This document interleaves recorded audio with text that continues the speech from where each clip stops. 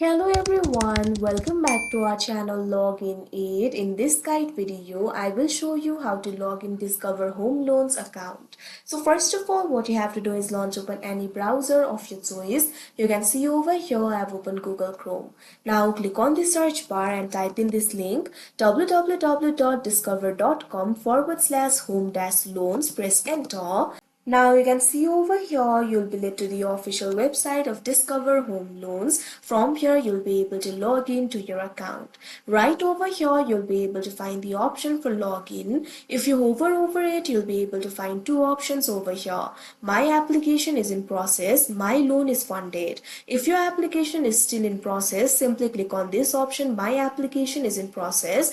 But if your loan is already funded, what you have to do is click on this option, my loan is funded. So simply click on the option of your choice. After you do that, you'll be led to another interface. Now in this interface, you'll be able to find two fields, user ID and password. All you have to do is enter these credentials and you'll be able to log into your account. Click on the field of user ID and enter the user ID over here. If you have forgotten your user ID, you can click on this option, forgot user ID, and you'll be able to recover it.